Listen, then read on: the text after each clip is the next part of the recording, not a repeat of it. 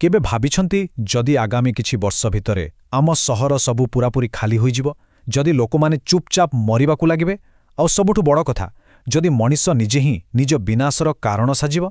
ନା, ଏଇଟା କୌଣସି କାହାଣୀ ନୁହେଁ, ଏହା ହେଉଛି ଏକ ଭବିଷ୍ୟବାଣୀ, ଆଉ ଏ ଭବିଷ୍ୟବାଣୀ କରିଛନ୍ତି ବାବା ଭାଙ୍ଗା। ତେବେ ପ୍ରଶ୍ନ ଉଠୁଛି, କିଏ ସେ ଯେ ଭବିଷ୍ୟତରେ ଏତେ ଭୟଙ୍କର ଚିତ୍ର ଆଙ୍କି ଯାଇଛନ୍ତି? ଆସନ୍ତୁ ଏହି ରହସ୍ୟମୟ ଭବିଷ୍ୟବାଣୀର ମୂଳକୁ ଯିବା। କଥା ହେଉଛି ବୁଲଗେରିଆର ଜଣେ ମହିଳାଙ୍କର। ଆଖିରେ ଦେଖିପାରୁନଥିଲେ ସତ, କିନ୍ତୁ ସେ ଦାବି କରୁଥିଲେ ଯେ ସେ ସମୟର ଆରପାରେ ଦେଖିପାରନ୍ତି, ଆଉ ପୁରା ଦୁନିଆ ତାଙ୍କୁ ବାବା ଭାଙ୍ଗା ନାଁରେ ହିଁ ଜାଣେ। ଆଉ ତାଙ୍କ କଥାକୁ ଲୋକେ ଏମିତି ହାଲକାରେ ନିଅନ୍ତିନି। କାହିଁକି ଜାଣନ୍ତି?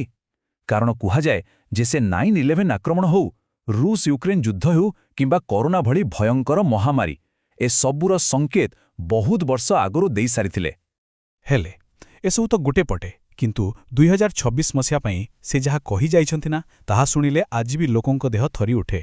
ତାଙ୍କ କହିବା ଅନୁସାରେ ସେହି ବର୍ଷଠାରୁ ଦୁଇଟି ଏମିତି ବଡ଼ ଘଟଣା ଆରମ୍ଭ ହେବ ଯାହାକି ମାନବ ସଭ୍ୟତାର ଶେଷର ସଙ୍କେତ ଦେବ। ବାବା ଭାଙ୍ଗାଙ୍କ ଭବିଷ୍ୟବାଣୀ କହୁଛି, ଏ ଯୁଦ୍ଧ କେବଳ ସୀମା ପାଇଁ ଲଢ଼ାଇ ହେବ ନାହିଁ। ନା, ଏହା ହେବ ମାଟିର, ସଂସ୍କୃତିର ଆଉ ମାନବିକତାର ସମ୍ପୂର୍ଣ୍ଣ ବିନାଶ। ଗୋଟିଏ ପରେ ଗୋଟିଏ ସହର ପୁରା ସୁନସାନ ହୋଇଯିବ। ଭାବିଲେ ଆଶ୍ଚର୍ଯ୍ୟ ଲାଗେ। ବଡ଼ ବଡ଼ କୋଠାବାଡ଼ି ତ ଠିଆ ହୋଇଥିବ, କିନ୍ତୁ ଭିତରେ ରହିବାକୁ ଜଣେ ବି ମଣିଷ ନଥିବେ। ଆଉ ତାପରେ ଆସିବ ଦ୍ୱିତୀୟ ଚେତାବନୀ।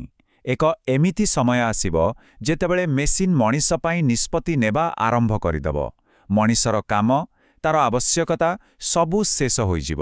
ସେ ନିଜେ ତିଆରି କରିଥିବା ଜିନିଷ ଆଗରେ ପୂରାପୂରି ଅସହାୟ ଆଉ ଶକ୍ତିହୀନ ହୋଇପଡ଼ିବ। କିନ୍ତୁ କଥା କ'ଣ ଏତିକିରେ ସରିବ? ନା, ବିନାଶ କେବଳ ଯୁଦ୍ଧ ଆଉ ମେସିନ୍ ଭିତରେ ସୀମିତ ରହିବନି। ଏଥର ପ୍ରକୃତି ନିଜେ ହିଁ ନିଜର କରାଳ ରୂପ ଦେଖାଇବ। ସେ କହିଥିଲେ, ଲୋକମାନେ ଦାନାପାଣି ପାଇଁ ଡହଳ ବିକଳ ହେବେ, ଖାଦ୍ୟର ଦାମ ସୁନାଠାରୁ ବି ବଢ଼ିଯିବ। ହେଲେ ଗୋଟେ ମିନିଟ୍, ଏସବୁ ସଙ୍କେତ କ'ଣ ଆଜିକାଲି ନିଜ ଆଖପାଖରେ ଦେଖିବାକୁ ପାଉନାହୁଁ? କିନ୍ତୁ ପ୍ରକୃତିର ରାଗ ଏତିକିରେ ଶାନ୍ତ ହେବନି। ବାବା ଭାଙ୍ଗାଙ୍କର କହିବା କଥା, ଆକାଶରୁ ଏମିତି ପାଣି ବର୍ଷିବ, ଏତେ ପାଣି ବର୍ଷିବ ଯେ ସହର ସବୁ ଗୋଟେ ଗୋଟେ ସମୁଦ୍ର ପାଲଟିଯିବ। ଆଉ ଯେଉଁଠିକୁ ବନ୍ୟା ପାଣି ପହଞ୍ଚି ପାରିବନି, ସେଠି କ'ଣ ହେବ ଜାଣନ୍ତି? ସେଠି ମାଟି ନିଜେ ଫାଟିଯିବ, ଆଉ ଭିତରୁ ନିଆଁ ବାହାରିବ। ସବୁକିଛି ଜଳିପଡ଼ି ଖାଲି ପାଉଁଶ ବାକି ରହିବ। ଆଉ ଶେଷରେ ଆସିବ ପ୍ରଚଣ୍ଡ ଝଡ଼ ଆଉ ତୁଫାନ। ଏମିତି ସମୟ ଆସିବ ଯେ ନିଶ୍ୱାସ ନେବା ପାଇଁ ଟିକେ ଶୁଦ୍ଧ ପବନ ବି ମିଳିବନି। କିନ୍ତୁ ସବୁଠାରୁ ଡର ଲାଗିବା ଭଳି କଥାଟା କ'ଣ ଜାଣନ୍ତି? ବାବା ଭାଙ୍ଗାଙ୍କ ମତରେ ଏ ଯେତେ ସବୁ ବିପର୍ଯ୍ୟୟ ଆସିବ, ସେଗୁଡ଼ାକ କୌଣସି ଭଗବାନଙ୍କର ପ୍ରକୋପ ନୁହେଁ, ବରଂ ଏସବୁ ହେବ ଆମ ନିଜ କର୍ମର ଫଳ, ମଣିଷର କାର୍ଯ୍ୟକଳାପର ସିଧାସଳଖ ପରିଣାମ। ତେଣୁ ଏହା ଏକ ଚେତାବନୀ, ଗୋଟିଏ ସ୍ପଷ୍ଟ ଚେତାବନୀ। ଆଉ ଯିଏ ଏହାକୁ ଶୁଣି ନିଜ ରାସ୍ତା ନ ବଦଳାଇବ, ସେ ଆଉ ବଞ୍ଚିବ ନାହିଁ।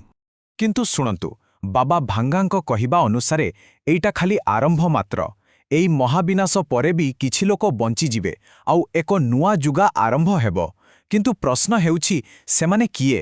କିଏ ସେହି ଭାଗ୍ୟଶାଳୀ ଯିଏ ଏହି ମହାପ୍ରଳୟରୁ ବର୍ତ୍ତିଯିବେ? ଏହାର ଉତ୍ତର ମିଳିବ ଆମର ପରବର୍ତ୍ତୀ ଭାଗରେ।